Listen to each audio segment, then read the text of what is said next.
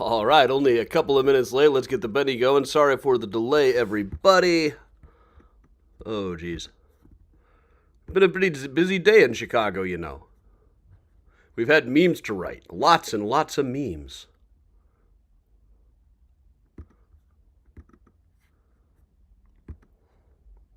I mean, have we ever? Presenting Benny Goodman and his music. There we are. And Miles wasn't ready for this.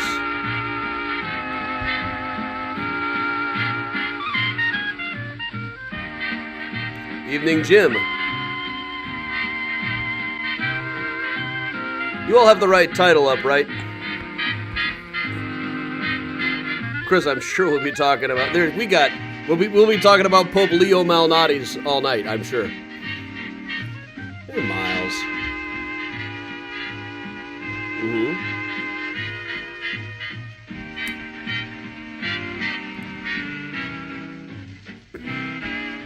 Hey, Miles.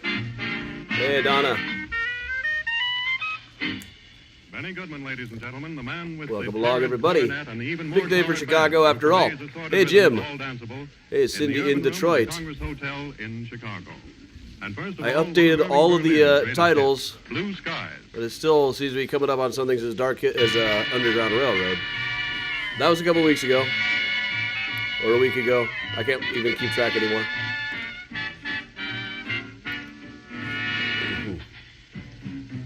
Even Gary. See, Wiener Circle is the first place I've seen claim that the Pope has been there. But I think every restaurant in Chicago will soon be claiming that he came in, yeah, Miles. Miles, stop that. You could mess up the broadcast, Miles. Just have a seat, okay? Yeah, that's all right. Nah, Maureen, you're not late. I was a couple of minutes late today. I was busy writing Pope Leo Malnati's jokes. Hey, Kathleen in the euphonium section. Hey, Heather. Miles, look at this.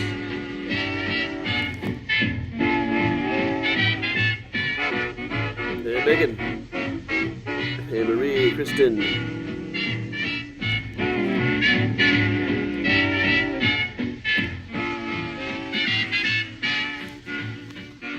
Hey, Katie from the south suburbs.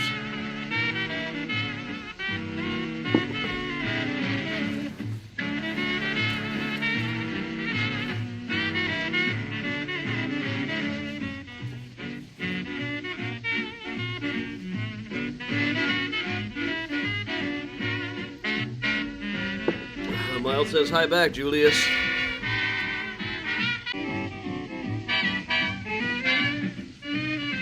Did I lose you for a second there?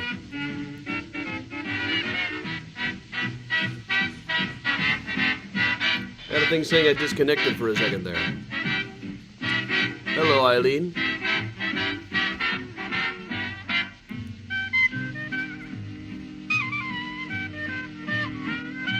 Strange that. Sorry about that. Just got a message.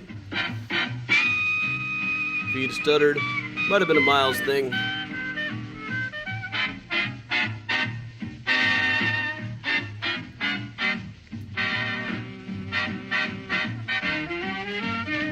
used to do that more. I'm going to turn this to the side here so you can all see the spectacle Miles is making of himself. Hey, Geraldine.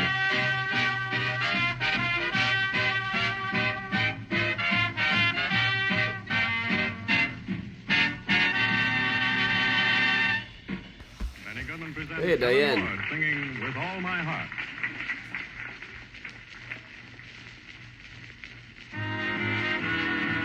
Hey, Kathleen. Isn't Kathleen in the euphonium section? How many euphoniums we got around here? Are they all Copper Bell? Taco Bell euphoniums.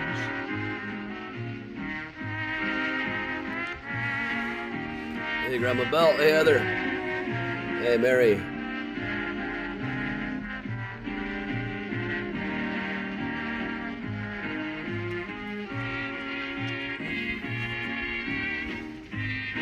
Megan, I'm sure that every restaurant in town is soon going to be claiming that Father Prevost ate there once. Wiener Circle led the charge with a sign in Latin. Good for them. Sure there'll be the mini tour tomorrow.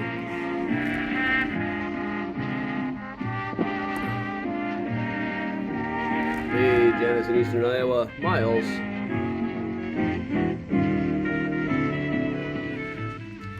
Silly kitty. Well, that was a barbershop quartet. One day, Pope Leo, Charlie Chaplin, Al Capone, and Johnny Weissmuller just went from restaurant to restaurant, going like, hello, hello, hello, hello, hello. Then they left. But they were in everything. Hey, Bob.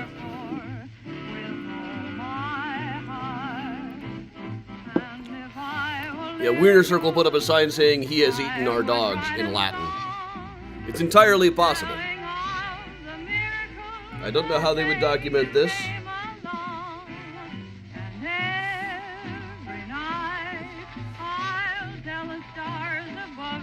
don't know who's texting me from this area code, but I'm just going to text back.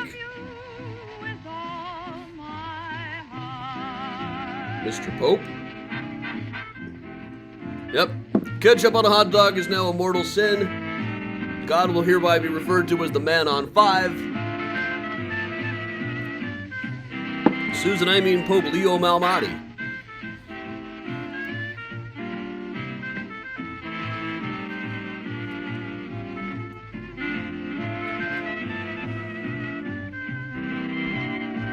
And also with you, Octavio.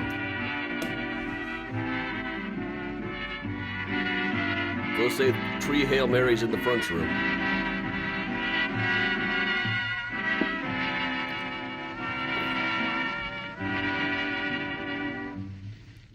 Benny Goodman goes way back and gets a lot of rhythm out of Walk, Jenny, Walk. Benny Goodman and his orchestra. All right, we'll let Benny go a little bit more. I got off to a bit of a late start broadcasting today. I was busy making deep dish Pope jokes.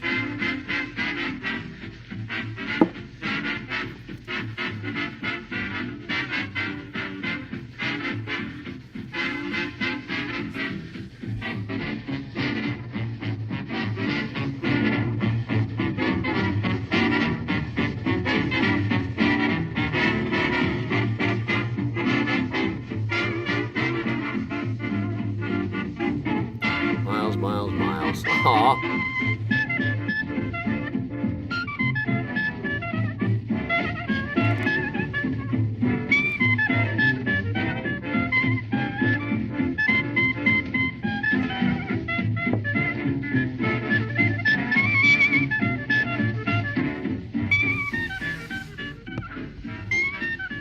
Hey, Nancy in Denver.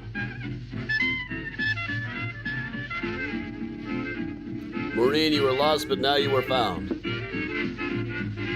Thanks, Pope Leo Malnati's. We're gonna be having fun with this for a long time. Probably a very long time. It's not that old.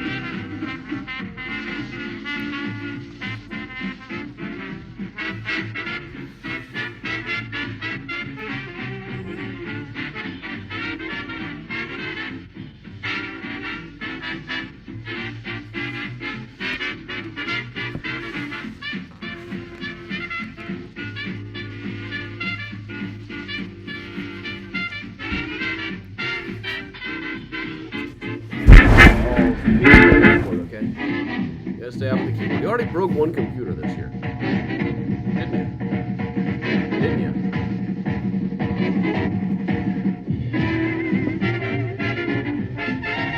We'll let Benny do one more. We'll start a little bit late tonight because I got off to a late start. And I'd just like to end the Benny at the proper time, you know?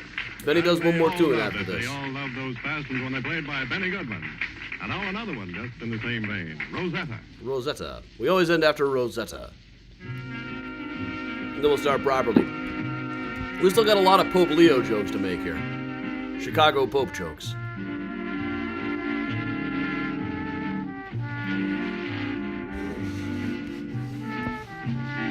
Let's see if the Sox can even win with the Pope as a Sox fan.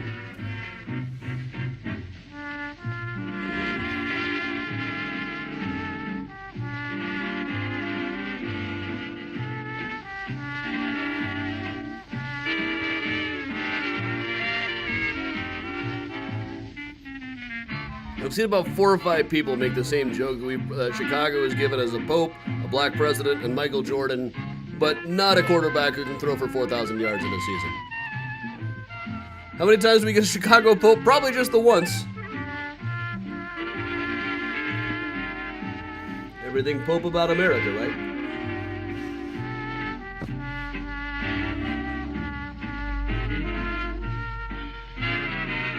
Mary's barely been a Cardinal either. His dad is a Cardinals fan, his mom is a Cubs fan, so he already knows about divisions.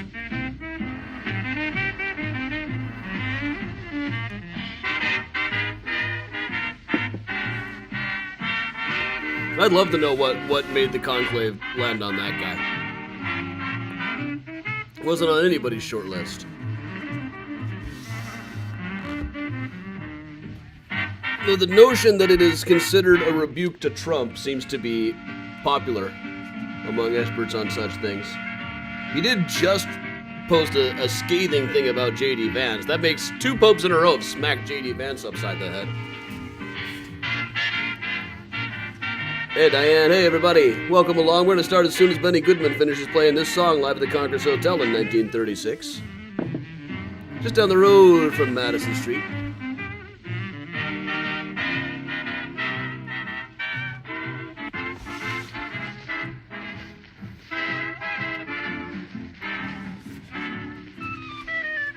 Laura, yeah, that's something to fix. Okay, Miles. Miles, I swear you know when Benny finishes this song. Hey, David. Music by Benny Goodman is being presented from the Joseph Herbert Miles, Room hop on down now, Hotel okay? in downtown Gonna hop down now? No. Okay, we're gonna have to start this again in a second, because Miles just walked across the screen and turned off the computer. Miles. Okay, we're gonna try this again.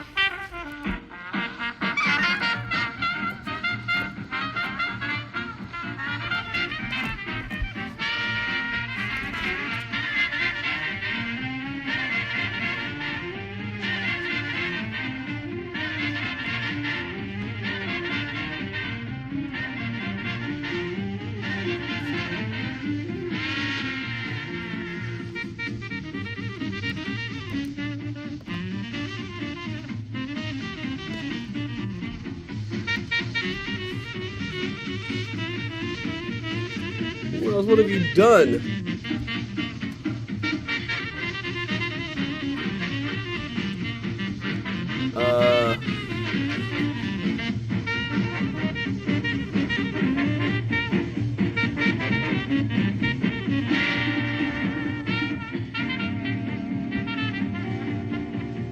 Are we streaming?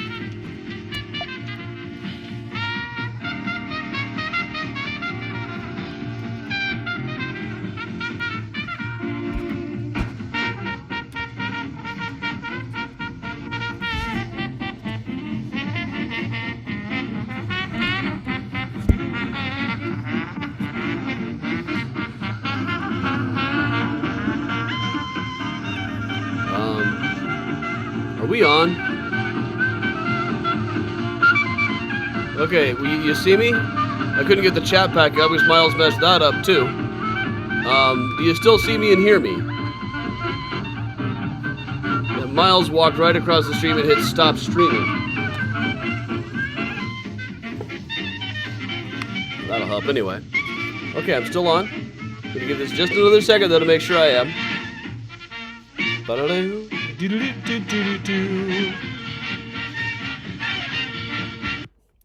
Okay then. All right. Okay.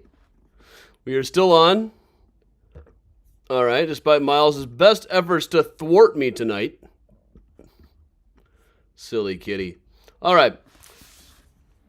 Now I guess we can go ahead and get started, Miles. All right, welcome along, everybody. I'm Adam from Mysterious Chicago Tours, getting started a little bit later than usual tonight. Partly I was too busy making new memes about Pope Leo Malnati's, and also Miles just hit the stop streaming button. So this has been quite an evening. We'll go ahead and get started properly here. I'm Adam from Mysterious Chicago Tours. I've been a tour guide and historian here in Chicago for about 20 years now. Got about a dozen Chicago history books out, such as Mysterious Chicago, The Book, Ghosts of Chicago, H.H. Holmes, The True History of the White City Devil, Murder Maps USA, and Graceland Cemetery, Chicago's Stories, Symbols, and Secrets. One of many places that I imagine are about to start saying that the Pope has been there. I don't know if he has been to Graceland or not. Might have been. A lot of people do, after all. Well, all right, everybody. So today we're going to be doing one tour that I almost did as a walking tour, but it just seemed like it stretched a little bit too far, was a little bit too loud, etc., etc. But this is kind of a companion to the tour that we'll be doing in person on Saturday night, Architecture of Mysterious Chicago, which is a combination architecture tour and true historical crime and unsolved mystery tours that I think is really my signature tour. It's not my most popular tour, but I think it's the most emblematic of what it is that I do. Go to adamchicago.com for tickets for Saturday night. There's still plenty of them available. So what we're going to do here is the virtual edition of Dark History on Madison. All right. As you approach Madison from Grant Park, the first thing you come to is the old bridge, which is a rebuilding of the once badly dated Madison and Wabash Station. Now, we do have a story from here. Back in the very early 20th century, there was a woman named Jeanette Hoy. Now, Jeanette Hoy had fallen in love with her best friend. Her best friend was a girl, but she would write letters to her, and eventually these letters started to get threatening. Now, this best friend probably had no idea what was happening. This was not something that people were necessarily aware of at the time. And then things got a little bit rough. Catherine, the friend, received a letter with a bullet attached to it from Jeanette. Jeanette was threatening to kill one or both of them. And really, that's what she did. She waited around knowing that Catherine would be getting off the train to go to work here at the Madison and Wabash Station. So here's the whole diagram of what happened. She waited for her on the platform, and as Miss Davis stepped out, she saw Hoy holding up a gun, screamed and fled. Jeanette fired, hitting her in the back, then dashed down the stairs, ran into the corner cigar store to telephone her home, and then collapsed, having shot herself as well back in the alley. However, neither of these wounds were more than just flesh wounds, but everything was just all right. They refer to this as an odd climate, an odd friendship. Nothing ever really came of it, but a couple of years later, Jeanette tried the same thing all over again with another woman and was sent to an asylum. That's the last place I know of that she was. Well, let's move down a little bit here. Down Madison, past what the kids call the Goth Target, the old Carson Pirie Scott building, with architecture by Louis Sullivan there, and down on the end, you can see this building among the three that you see on the other side of State Street here. You've got this old brown building, then this newer one with all of those windows, this whole square of windows just directly below me, then the swooping one. I'm swooping backwards, aren't I?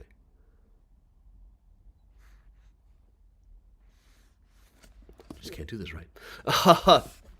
Well, this one is on the site of the old McVickers Theater. This place here, once upon a time stood McVickers. This was a theater that was built initially back in the 1850s. Under various guises, it lasted up until the 1970s. Now, we've covered this quite a bit in recent tours, not only on the walking tours at Rose Hill Cemetery, but also on the recent Chicago Theater History Tour that we did as a benefit a month or so back, or about 2 months back now. My sense of time. People just get uglier, and I have no sense of time. But Mary McVicker, seen here on the left, was a child actress in the theater, then graduated out of that, kind of stepped into the shadows until Edwin Booth married her. Edwin was the most famous actor of the day, though today he is best remembered for being the brother of John Wilkes Booth, who appeared in several engagements here at McVicker's Theater. So this is a place where John Wilkes Booth used to hang out in Chicago, used to hang out and perform, and was even allegedly spotted inside of the place right after Lincoln was assassinated when there's still a massive manhunt going on for him. How he would have made it all the way to Chicago is anyone's guess. But there was just somebody else with a mustache in there one day, and some Secret Service guys came in and said, "You are under arrest for the murder of Abraham Lincoln." The matter was cleared up pretty quickly. Now, one other connection with this place is there may be a connection to H.H. Holmes, the Devil in the White City guy. Now, one of his known victims was a woman named Emmeline Cigrand. Now, Emmeline Cigrand had several photographs taken in her lifetime, but none are officially known to survive. She seems to have liked having her picture taken. She was a very dramatic young woman. So, she had these photographs taken. They're not really known to survive other than as drawings in newspapers, because in 1895, when the story broke, newspapers weren't quite to where they were publishing photographs yet. That was still a couple of years off before you'd see it regularly. So, however, when the History Channel was doing some filming in Indiana, there was a box that they went through of photographs that included some Holmes paperwork. It was all presumably stuff related to the Holmes case, but in most cases we couldn't really find a connection to it. However, there was this one picture here from a photography booth here in the McVickers building.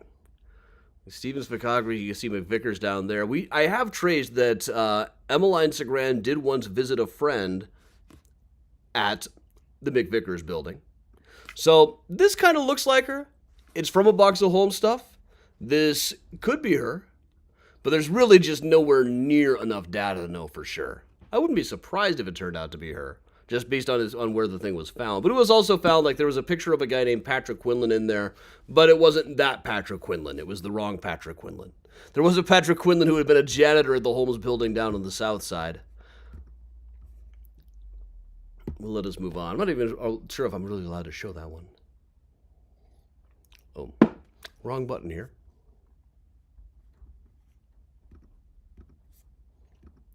Let's just proceed across the street. The Chase Tower by Stanislaw Gladek. Brutalist architect. Madison and Dearborn is right in the heart of the Loop, right in the heart of Chicago. So it was a surprise when the mob orchestrated a hit right here at Madison and Dearborn in 1928. Guy by the name of Lombardo. Tony Lombardo had just become the head of the Unione Siciliana. If you were the head of the Unione Siciliana, you were effectively the head of the Mafia in 1928. However, it also made you a target. People who had that job tended not to live very long at all. Now, Lombardo had apparently switched sides. He had been working for Capone, but now he was working with the Northsiders. And so, 1928, right there in front of the Loop, he was shot to death. You can see his body lying there on the floor, and all these guys in straw hats. You can see this is after Labor Day, or before Labor Day. After Labor Day, you didn't want to be caught with a straw hat on. But it was anybody's guess how they managed to get away with this, or it seems like they couldn't have possibly unless they had paid off the entire block. You have this whole crowd of people, two gunmen come up and shoot a guy, then just get away. Reason they did get away with it is that they were in the process of moving an airplane into the building for a display. So everybody was looking up like, it's a plane! Like the second guy who saw Superman was so excited for some reason. So while they were distracted, a couple of gunmen came up, shot Lombardo to death right in this spot, and then simply fled. Now, we don't really know who the killers were, but there were some forensics. They did do some analysis of the bullets, and this was turned over to a crime lab up at Northwestern, one of the first real crime labs. And based on the hammer markings on the bullet, they believed that it was the same used by the same gun that had just shot Frankie Yale, Capone's old boss in New York, who also had recently switched sides and was working with the Northsiders. But this is Madison and Clark just beyond this.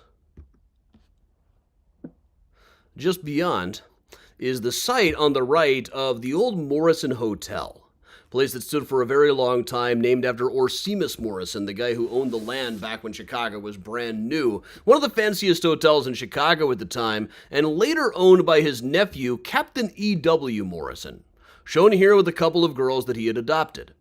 Now, Captain Morrison was an interesting guy. He quit being a sea captain when he inherited all of the Morrison family money and then became known as an easy sucker. You know, you could say, hey, these are your daughters. You need to adopt them. He'd probably do it. You could knock on his door and say, hey, you did $15,000 worth of damage to my tavern last night. Pay up.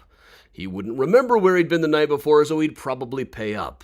He was once referred to as the most eloquent blasphemer this side of Brimstone Junction. This is a fantastic headline about him.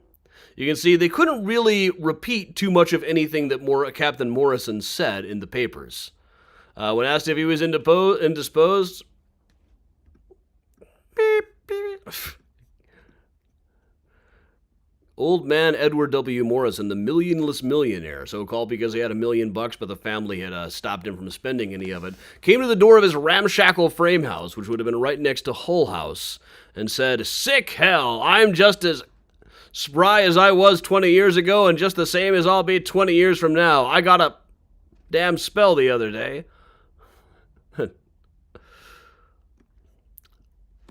Among the stories we could tell about the Morrison Hotel itself is this is a rental slip for a guy by the name of Morton D. Ballard renting a place there. This was really just to establish residency so that Morton Ballard could rent a car.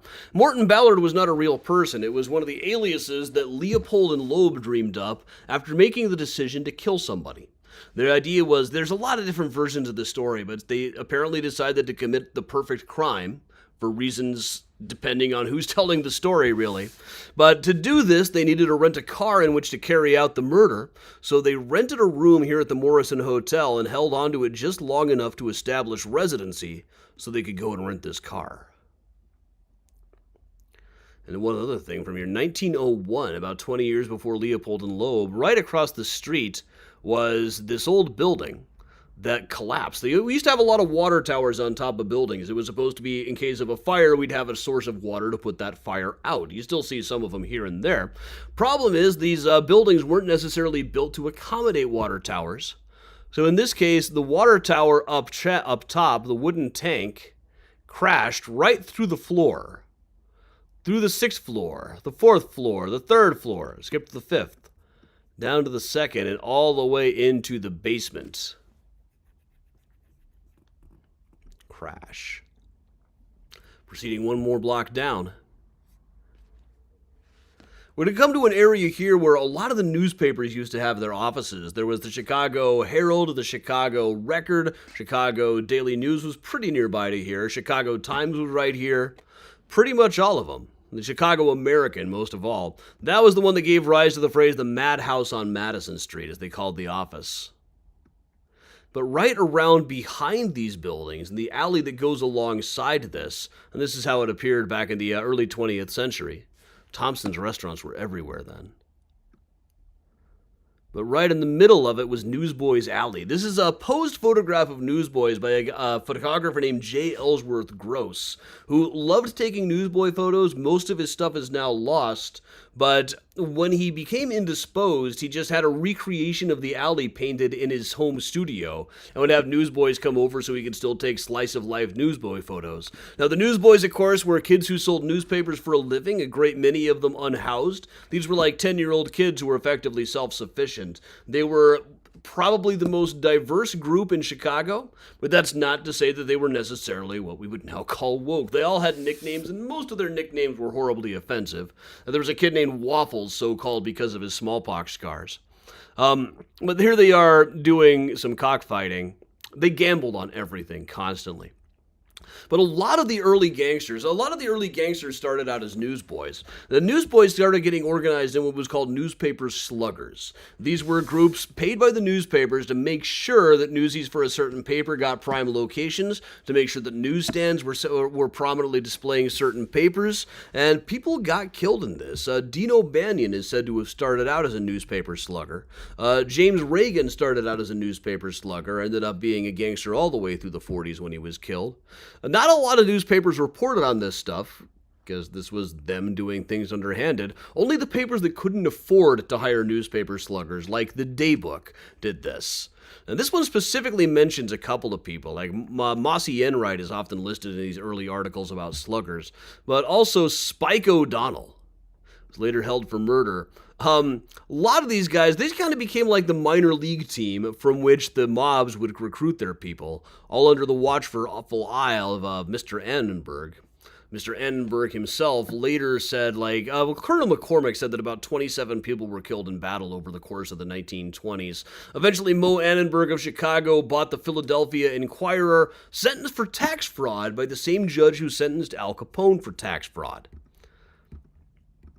That in addition to this being Newsy's alley, it was also the alley with the entrance to the Whitechapel Club, which was effectively a press club for crime reporters. All kinds of reporters, writers, and artists belonged to this, but this was a group that would hang around in the 1890s. They had actual skeletons, they had corpses of actual murderers, they had skulls out of which they would drink, they had murder weapons, they had hanging ropes, they had the ashes of one of their members who had been cremated on the Indiana dunes. They would all dip their fingers in his ashes. They were also way ahead of their time. You notice this is the 1890s. Almost none of these guys have mustaches.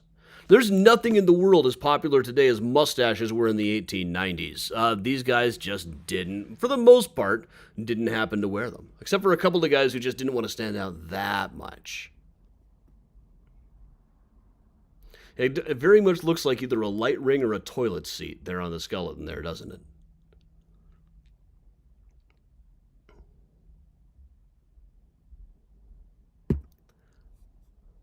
Cover that in a second.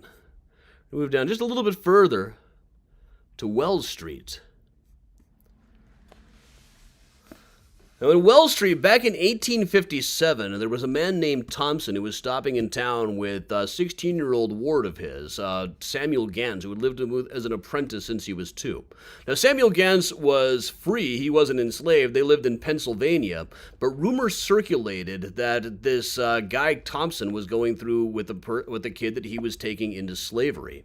So when this happened, they brought in Allen Pinkerton to investigate. This is 1857. The Pinkerton detectives were still brand new, and Pinkerton was still much better known for his work on the Underground Railroad. So he tried to assure people that he'd interviewed all the parties and everything was all right, but the mere fact that Allen Pinkerton was involved at all made people think that there must be something freaky going on here. So as the Thompson and Gans attempted to leave, a crowd chased them down here to Madison and Wells. Pinkerton, and they were eventually charged with starting a riot. There was some interesting writing written later. The Tribune said, "We cannot blame the colored men of this city for the jealousy with which they watch anything that looks like an attempt to take one of their color back to slavery, that bitter, crushing, terrible slavery which so many of them have suffered."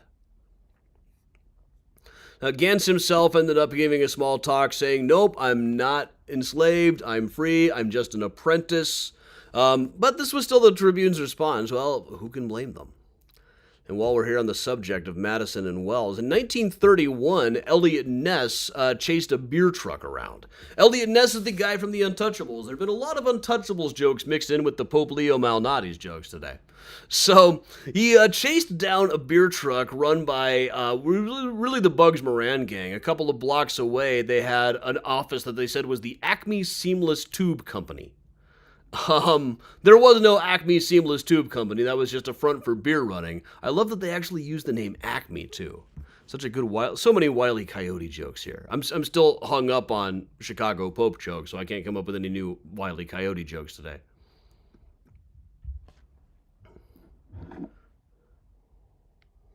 So we're just going to cross the street here. We'll back up a little. Going to proceed down to Wacker. Probably a Wacker Drive Pope joke in there someplace.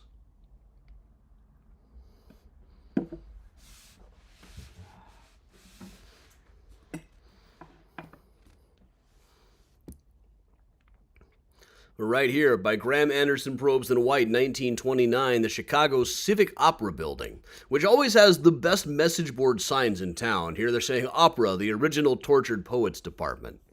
We're just checking this one out for the architecture, really. There's a lot of urban legends about it and its builder, Samuel Insull. And here's the, you can see the view of it here from Lower Wacker Drive. But here it is when it was first being constructed back in 1929, where it almost looks like there's letters up on the top there. But in 1931, there was a manufacturer who ended his own life inside of his office. This place was a mixture of offices on the sides, and the theater was right in the middle. The office towers on the side that make it look like a throne were designed to keep money generating in terms of rent that would help support the opera. But it wasn't the first death in the place. This was probably something to do with the Depression sneaking in. But in 1929, while it was still under construction, there was a stuntman, Ruby Carmetti, 24 years old, who was in the process of climbing up the building when he fell off of it. And also managed to hit somebody in the process. But there's actually, believe it or not, I was surprised to find this, there's actually some film footage of Rudy Semino doing his act. He does this off and on. It's a lot of tasteless jokes you could make right here.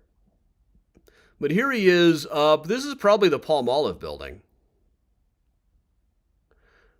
which he's climbed up to the top of. And now, he's okay there. He may be down, but never out.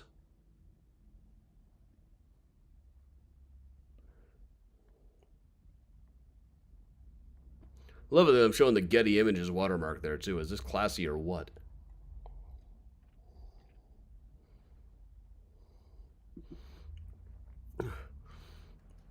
I'm doing his best Popeye impression here for sure. I can just see... I ain't no doctor, but I'm running out of patience. I ain't no physicist, but I know what matters.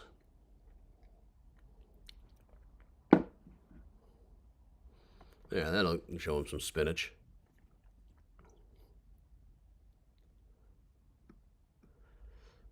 All right.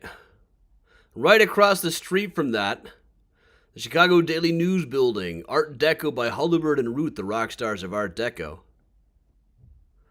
with a whole lot of portraits of various giants of publishing carved in as frescoes, showing the whole history of printing. This is not what Joseph Pulitzer looked like. Not even a little. Joseph Pulitzer of the New York World. Mr. Medill also did not happen to look like this. Notably absent from this was Wilbur F. Story was not included here.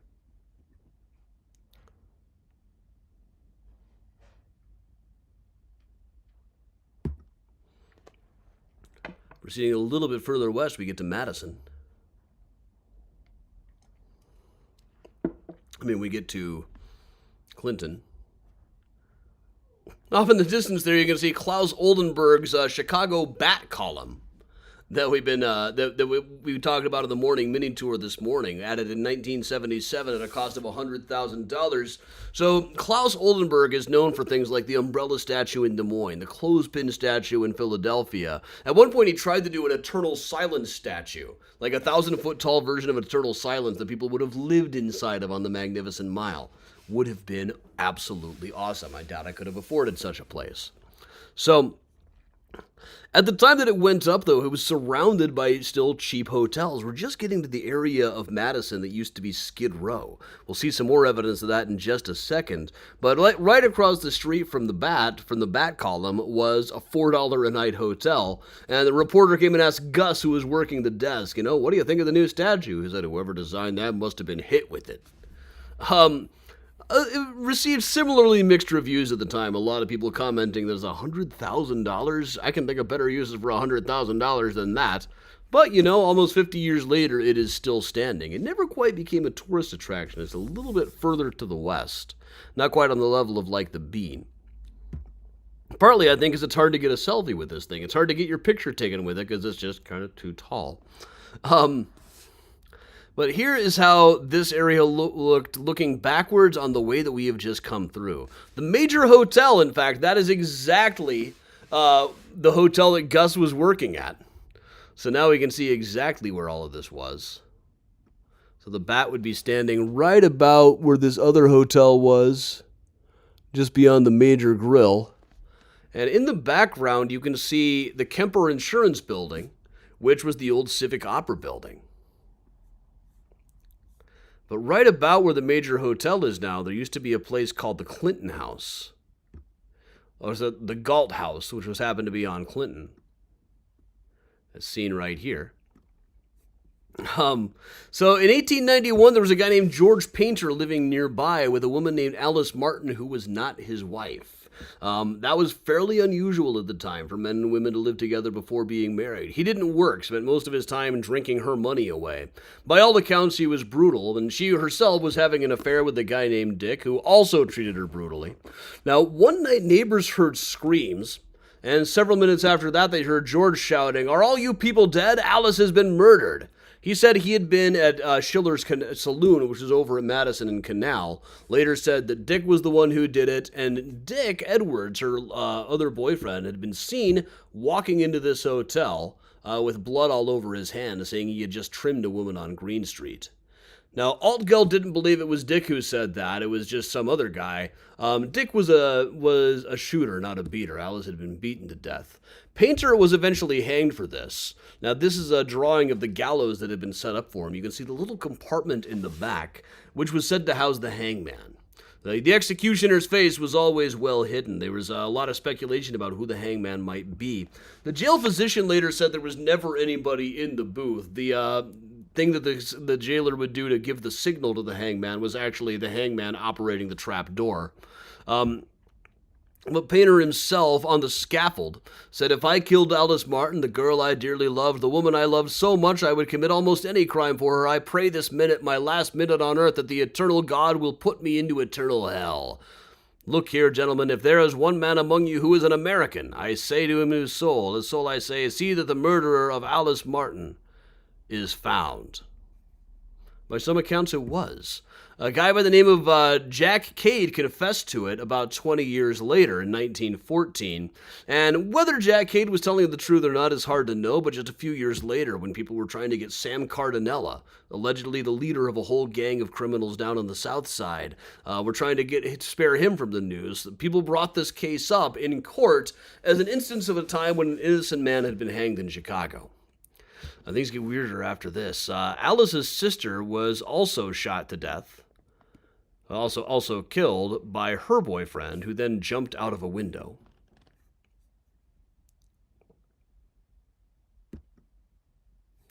Go a little bit further down here.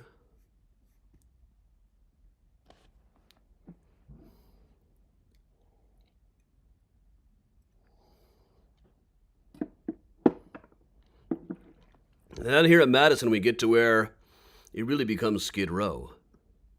This is what this area looked like, and nowadays it looks like this. It's been cleaned up quite a bit. Partly after Oprah came to town, not too far away here in the West Loop. But this was pretty much what it was like. It was like a neighborhood composed entirely of alcoholic men. But in January of 1915, there was a parade of the jobless and hungry here at Madison and Halsted that was attacked by the police. The police came in and marched into this. Among the people there was Lucy Parsons, who was the widow of one of the Haymarket anarchists. Now, Jane Addams claimed that the whole thing was an entirely peaceful parade. She called the police, one of the cops who was present, pictured here, one of the priests who was present, Father Irwin St. John Tucker, called the cops wild beasts and said that they themselves had started the riot just so they could have the glory of putting it down. Jane Addams said it was perfectly peaceful until the cops showed up. A woman named Mary Wilmarth bailed everyone out a couple of weeks later they were all let go. But the radical section starts showing up at Whole House meetings, wanting things to get rougher after this. Some excellent quotes here. The Reverend said there were wild bees and incendiary gathering in Whole House. The police were stool pigeons started by the riots, so the uniformed officers would arrest them. The real IWW of Chicago, the Wobblies, are the police. They are engaged in the business of manufacturing crime so they can have the glory of stamping it out. When the city of Chicago authorizes wild beasts to slug hungry men in publicly displaying the words of the Lord's Prayer, "Give us this day our daily bread," the city, I say, has declared itself to be anti-Christian, atheistic, and anarchistic. Very interesting quote to be reading on this of all days. Now, Lucy, there's a whole lot of different stories about Lucy Parsons we could tell. That's a whole other tour, honestly. But Jane Addams herself accused the police of starting this. Mary Wilmarth, who bailed them all out, is buried here at Graceland. And after this, the radical element who came to Hull House meetings started wanting things to get a lot rougher. Addams was still for peaceful, nonviolence grassroots organizing. The radical element started calling her a sellout after this one. Also, this same location here. Let me back up some of the pictures. The same location, about 5 years after this, here at Madison and Halstead, was where Carl Wanderer met a drifter, a ragged stranger, and arranged for him to come pretend to mug him so he could punch him in the face and look like a hero to his wife. At which point, when they tried to carry this out, Wanderer just shot the drifter to death and then shot his pregnant wife to death as well. It took a long time, whole lot of, they brought in Detective Sergeant John W. Norton to interrogate Wanderer. This would be the case he was best remembered for, even though he was involved in things like the H.H. Holmes murder castle investigation. Norton was almost like the Columbo of Chicago. He would go through the whole thing and acting like he was their friend and throw in, now there's just one more thing I don't understand. In this case, it's like, now, Carl, you say this guy was a ragged stranger, a drifter, but he had the same expensive pistol that you did. And the serial numbers are just one number off. What's going on with that, do you think? Receipt about 2 blocks down on Madison from here.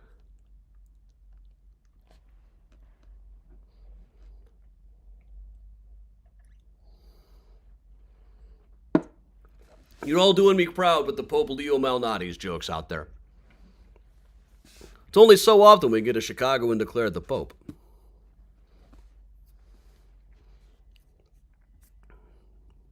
Been a banner day for memes. Right over here where this terrifying woman is.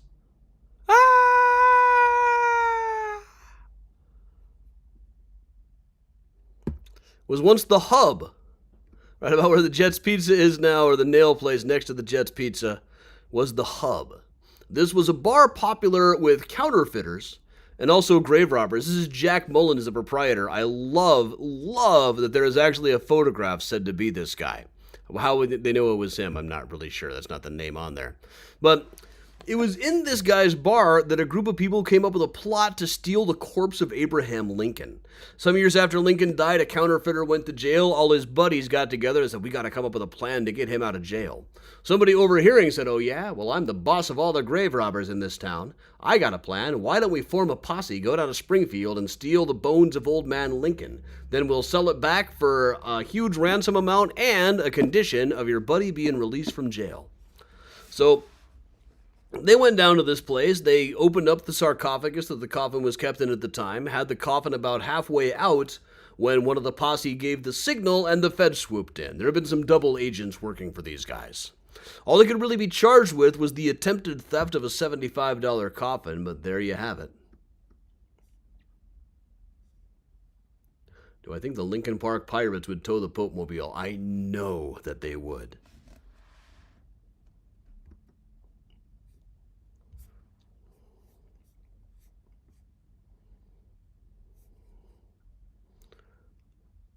Let's proceed a little bit further up. This would have been the site of the Hobo College, started by Ben Reitman and Emma Goldman, a place where hobos could come to learn stuff or come to just hang out, do something other than drink. And meanwhile, have people like Emma Goldman and Ben Reitman push their radical philosophies on them. That would have been about, this is what the place looked like some decades later. The French Quarter's Girls on Review. Many of these people, including Lucy Parsons, now ended up buried over at Forest Home Cemetery. We were just there for Find a Grave. Was that just a week ago we were out there?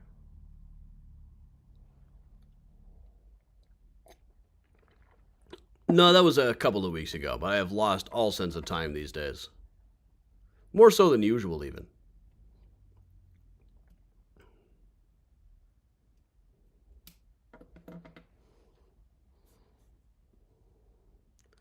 Move just a bit further down here. Just a little further. Oh, heck. It was way too big. A little bit further west in the 1100 block. 1255, just past Racine. The Children's Haircut Place. And this Children's Haircut Place occupies the space once occupied by the office of Dr. Thomas Neal Cream, notorious Victorian serial killer, one of at least 2 serial killers in Chicago that we had before H.H. Holmes, which of course is a whole other tour. But one of the people who came into this office, Alice Montgomery, came in expecting to get an abortion, which was illegal at the time, but then was given painkillers loaded with entirely too much poison. Now, he wasn't suspected of murder in this case somehow. This came out years later that he was the killer here, but he was eventually convicted of murdering his girlfriend's husband.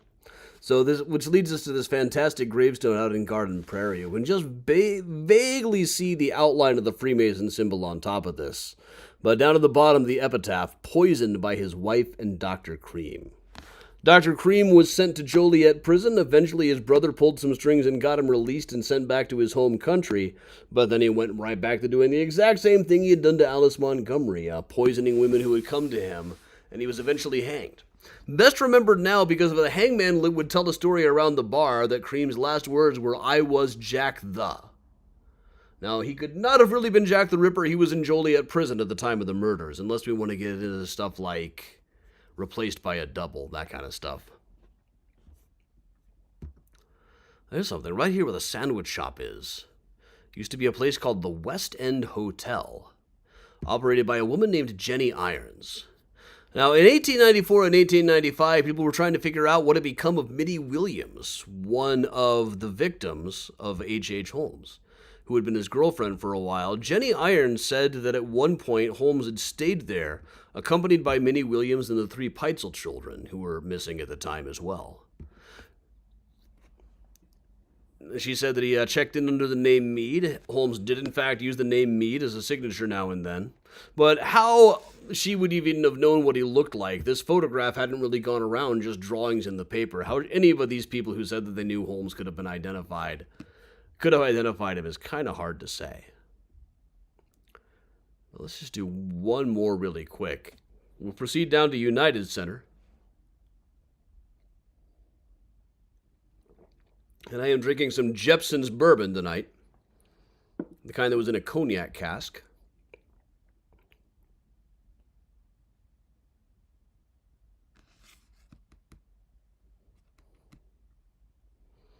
But right here where the United Center is now, once stood a place called the Roby Tavern, which was said to be the dwelling place of a ghostly woman who would walk in black robes with her hands folded like such.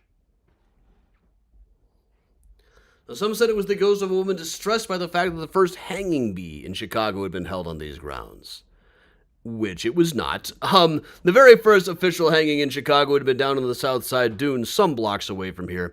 There were a couple of hangings there in the 1850s, but there were a couple of blocks up from this. An area that had been developed enough by then that they wouldn't have had a clear view of the proceedings from here.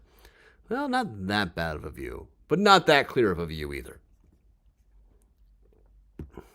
Well, all right, everybody, this is a little out of date. The upcoming tour is Architecture of Mysterious Chicago on Saturday evening.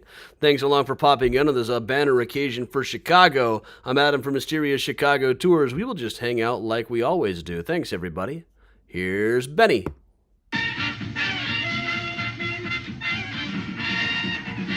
All right, everybody, thank you very much for joining me. Please do hit these donate buttons. They're what keeps me doing these.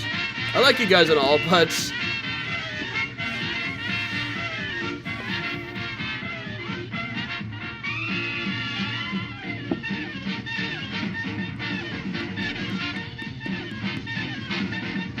have a good night, Monica. Time for cake. Where's the cake? I want some cake.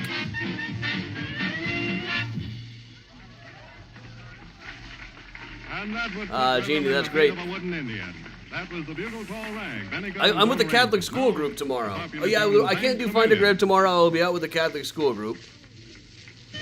Homeless Satanist, I'm not sure I could really do a tour of papal history. Not in Chicago, anyway. I know, I think John Paul II showed up here once.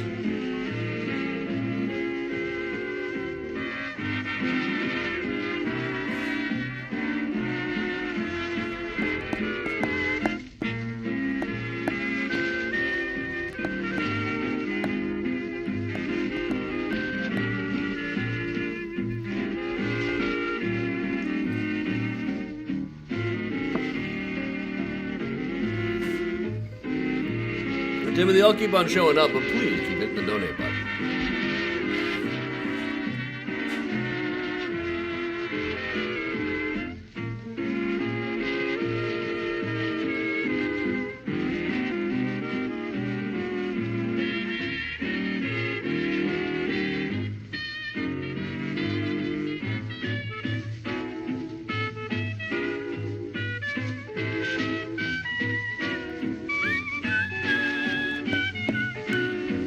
Oh yes, Homeless Satanist over on Twitch. We've been coming up with Chicago Pope memes all day. Why, we've done it for over 8 hours now. We've done it all. Pope Leo Malnati's.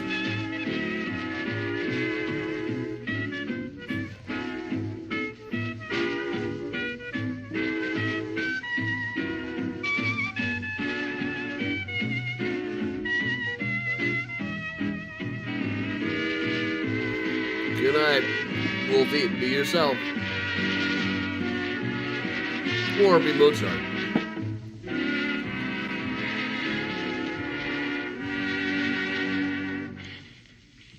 Down Harlem Way, they're all trucking. And here's Helen Ward to tell you all about her.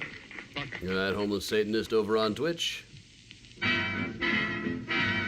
Donate, join the Patreon, it's all good. A lot of good stuff on the Patreon, after all. I got a post on them for tomorrow, in fact, for the H.H. Holmes tier.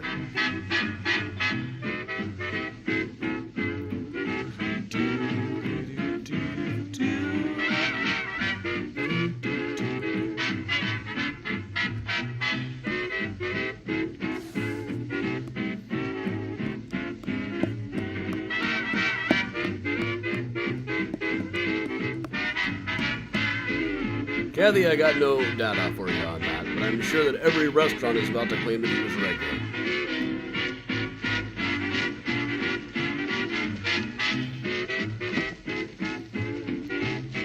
He's really from Dalton. I don't even know where. I guess it's the south suburb.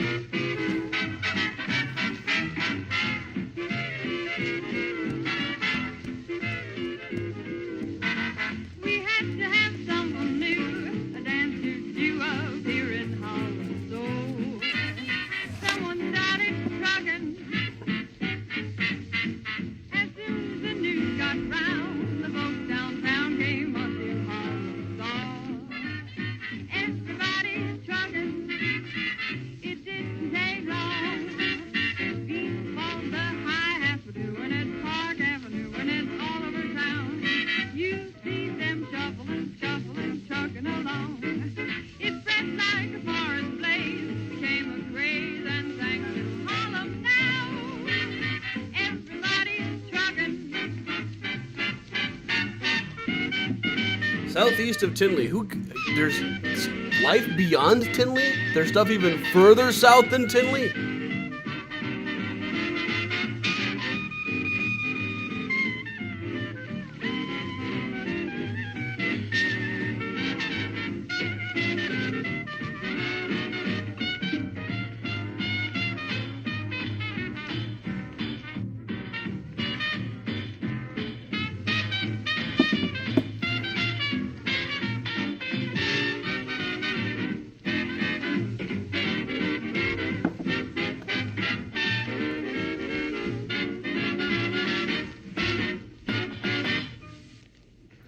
Benny Goodman presents On the Alamo.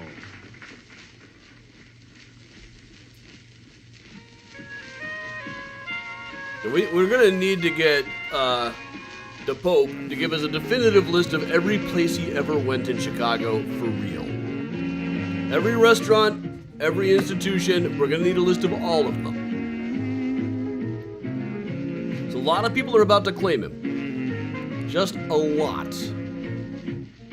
And that's probably going to go on for years.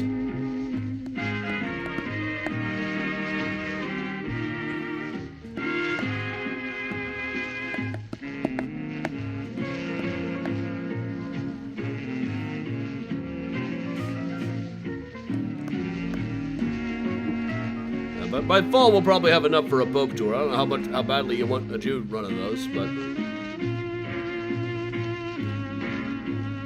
Aurelio's and Home Sweet Homewood.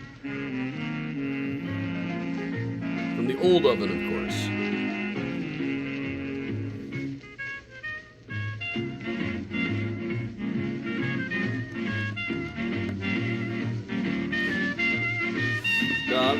Pretty soon it's going to be a running joke that he was everywhere, like Al Capone, Charlie Chaplin, and Johnny Weissmuller. Because now, I used to think that Capone, Weissmuller, and Chaplin just went door to door going, hello, hello, hello, hello, and then leaving. But now it's a whole barbershop quartet. Each kind of showed up, light a rose, I'm home again, Rose. And say the next line at the next building, the next line at the next building. Karen, I know that Homewood stuff from... They had a campaign to try to actively get hipsters from Chicago to move to Homewood a while ago. His brother is a former Catholic high school principal. So I was digging through all of the Catholic schools I worked. I was like, do I know this guy? Was he that weirdo that I heard talking to one of the teachers about why people get married?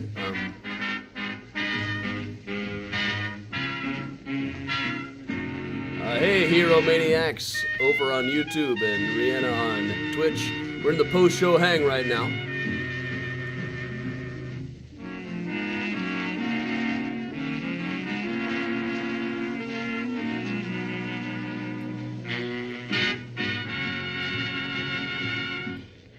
Eeny, meeny, miny, mo, and we stay right in the urban room of the Congress Hotel in Chicago and dance some more to Benny Goodman and his orchestra, and hear Helen Ward sing Eeny, Meeny, Miny, Mo. Yep, the Pope slept, Chaplin slept on his couch, Johnny Weissmuller swam in his pool, and Al Capone had a tunnel under his house.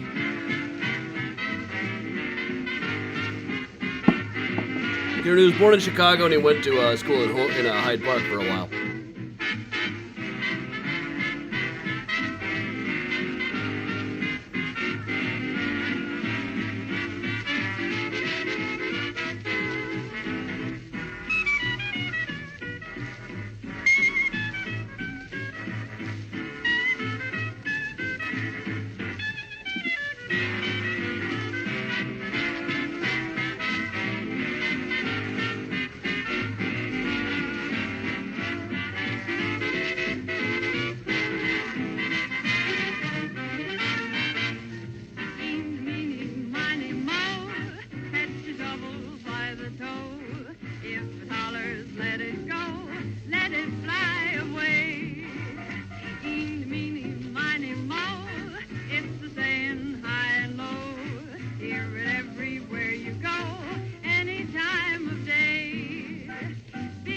I got some sad news from shopping this week. Society 6 has been enshittened. It happens to all the best sites eventually. Like Shopify or somebody bought it up. Now none of my favorites are saved. None of my favorite artists are saved. I can't save a design that I like.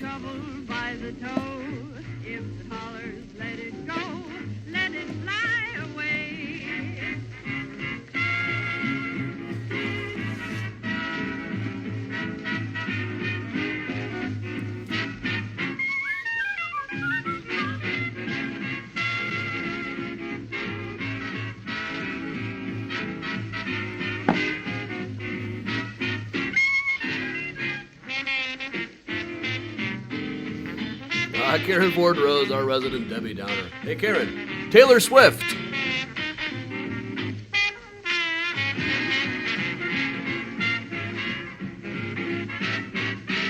Or Star Wars. There are other things that Karen can be counted on to say sucks as soon as we ring them up. And we'll let the title speak for itself. Benny Goodman presenting Madhouse. Jim, I'm not that familiar with the Pope's family situation. Just with the couple of articles I've read. I'll have to learn the rest of it pretty soon, I'm sure. You got it, Karen.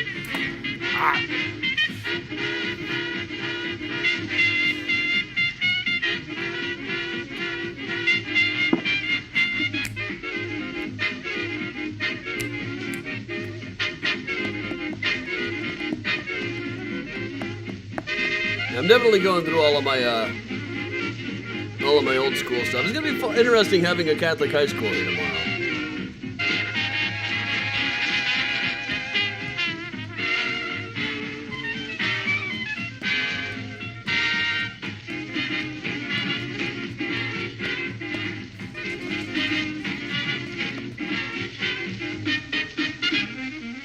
I have been in the process of cleaning out my basement today, and that includes trying to clean up Grandma Belle's old doll that I have down there. It's an F&B model, I think. One of the F&B Walk, Sleep, Talk, or something like that. Jim, how nuts Chicago will get if and when Leo visits? It's gonna be nuts. I'll be staying home that day, most likely. We're going someplace else.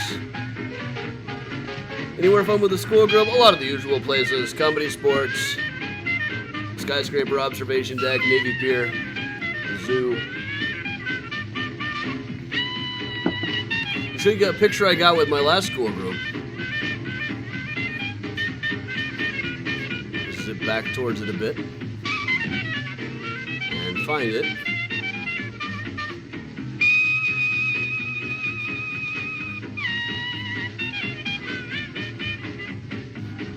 Yeah.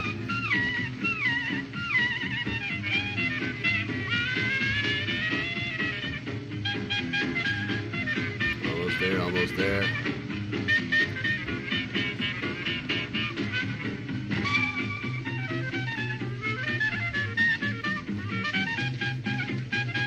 Yeah.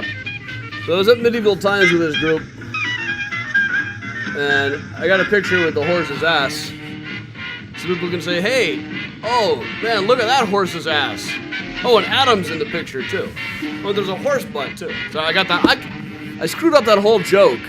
It's like, oh, look at that horse's ass. Oh, there's a horse butt there, too.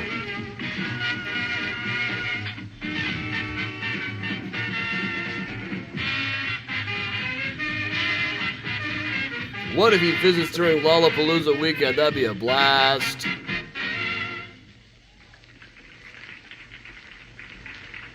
And here's a short encore portion of Benny Goodman's forthright. Too bad Pope Francis didn't live to see the new Pope. Yeah.